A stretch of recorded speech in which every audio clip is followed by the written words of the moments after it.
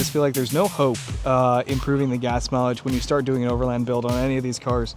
I mean, my 4Runner and my GX460 get the same fuel range every time I fill up the tank. And the 4Runner I filled up with regular gas, and the GX460 I do premium gas. Sometimes I cheap out on long trips and I'll put mid-grade fuel or whatever. I know that's sacrilegious, but sometimes I do it. I mean, you gotta do what you gotta do sometimes. This car has a V8, 4.6 liters, and 6 gears. The 4Runner I had, 4 liter, 270 horsepower, I think about 274 pound-feet of torque, and 4 liter V6, and I just put normal regular gas in that, and I still got about 290 miles to tank. When I first got the cars brand new, yes, I got about like 350 or whatever, but as it starts calibrating the driving and how you drive yourself, it's always going to go down. And once you start adding parts like skid plates and all these things, tires, lifts, just destroying the aerodynamics of your car, and just adding more weight to it, you're going to get worse and worse gas mileage. I've never seen above 17 on a road trip. Rarely, like I'll see like some inflated numbers right after I fill up and get back on the highway that's 80 miles per hour or something, and I might see something, but that's just bad statistics from like right after refuel.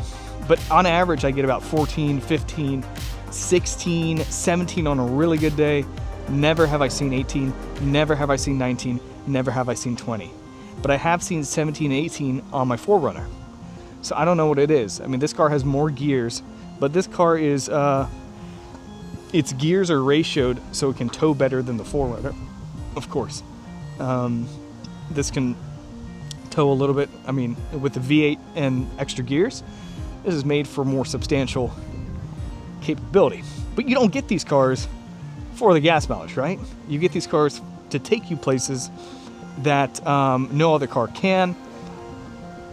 And you don't need all the crazy suspension, you don't need all the crazy lifts or whatever. All these things will just, I think, detract from your overall gas mileage if that's something that you care about. But it'll probably be like a 1 or 2 MPG difference, because even when I had this car stock, it was still shitty gas mileage. And I'm kind of done modifying it for now. I don't have any plans of putting a roof rack or any of that bullshit on there right now. I don't really care. I like it how it is right now. I just like the stealthy look of it for the most part. But look, once you're going to start putting 33s or 35s or whatever the hell else you're going to put on there, the gas mileage is going to suck. I only get 290 miles to the tank. So, I mean, if I think about it, I'm just looking at my phone right now. All right. Check this out. All right, so let's say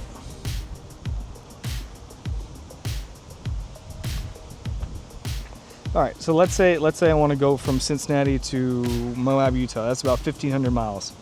And then I got, 209 miles to the tank. So, let's do 1,500 divided by 300. All right, that's about 5, right?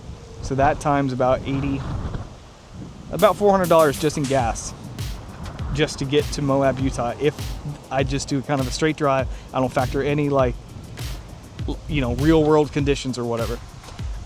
And that's premium gas for me. With the 4Runner, let's say maybe it'd be like 320 or something like that.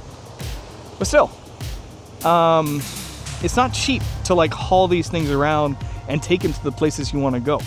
Because if you're sometimes paycheck to paycheck, like I was, and still kind of am sometimes, because I don't know how to manage my money. No, I'm kidding. It's just my laziness sometimes. But you got to factor in, do I want to get a tent? Do I want to get a hotel? Do I want to do this? So sometimes the gas mileage kind of deters you from taking that long road trip, because you know you're going to spend sometimes $400, $500 in gas, just something crazy like that. And that could limit the quality of food that you take, how much you ration yourself, things like that. So if you are frugal when it comes to those things, having a gas guzzling 4x4 may be a deterrent. But if you don't care about any of that, and I don't think most people do, and I don't think many people overthink like I do about these kinds of things, you'll be fine. If this is your main source of happiness, you'll make it work for you. You'll find a way to eat healthy.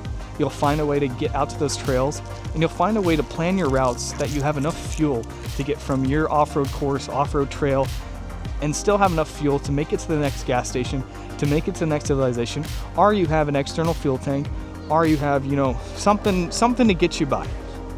Because I don't even think that the new Tundras or the Tacomas or the new 4Runners or the new with their turbo 4s or whatever, I don't know if they're going to get much better. Maybe they'll get 20, maybe they'll get 22.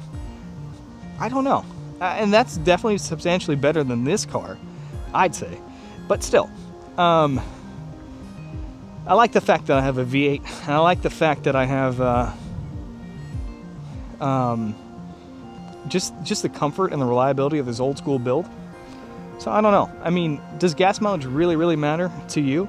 If you are worried about gas expenses, if you live in a place like Ohio that's boring and you feel like you want to go out west all the time, you got to drive at least 24 hours to get there, at least 1,500 miles, and you don't want to worry about gas too much, maybe get like a Subaru. Maybe get something that's good on gas mileage.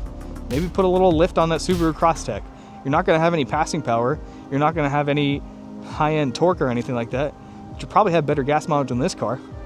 And you can still get to some decent trails with a Subaru Crosstrek that's lifted. People have done it. You don't need some crazy lifts. You don't need...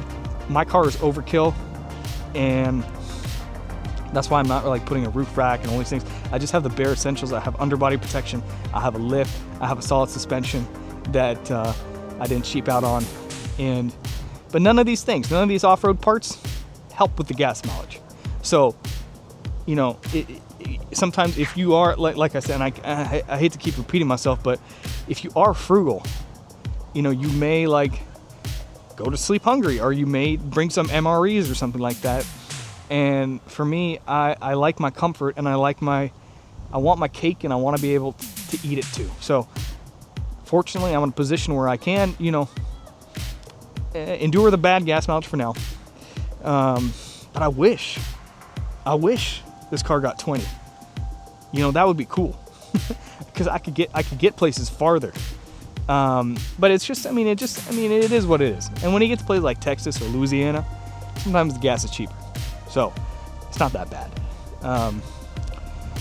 But just some things to consider, right? I mean, this car can take you places. I mean, your 4x4, your Bronco, your GMT 800, or whatever the hell you built, can take you places no other car can go. So if you don't care about gas mileage, and this is your getaway from home car, perfect. But for me, this is my only car. I don't have a beater I don't have a Honda Civic that gets 40 miles a gallon. So, you know, sometimes I drive sparingly because every week I got to fill up. And that's at least 400, not 400, but that's at least 200, 300, 230 a month, right? That's a couple of Netflix subscriptions. That's a couple of eating outs. That's a couple of this or that. So when you do have a big gas guzzling SUV like this, and you're living in like a suburban setting and you're itching to get out, sometimes you got to conserve your miles, and sometimes you got to conserve your fuel expenses, because you want to save up for that hotel, that Airbnb, that, you know, that piece of REI camping equipment that you want or whatever. So yeah, just kind of a random video. Just like, it doesn't really bother me too much that I get shitty gas mileage, because I dealt with it with the 4Runner, and my Porsche Macan got better because that was a 4-cylinder, but that also took premium too. So I think that's great that in a 4Runner, like if you're deciding between this and a 4Runner based on gas mileage, just know you're going to get the same, even though that one has 5 gears and this one has 6 gears. So don't worry about the gas mileage when you're comparing the two. Just get what you like and what makes you happy. I wish I had a roll down rear window that the 4Runner had, and that's okay. I mean, this car doesn't have it, but this car has a V8. It's got a CD player. It's comfortable.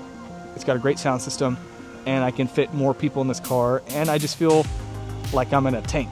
A 4Runner felt like a tank too, but this feels like an even more substantial tank. So yeah, I don't know. It's just some things to consider when you're kind of like off-roading like this. But yeah, my friends, I hope you are enjoying your off-road rigs, and you're taking them on adventures and going places that make you happy.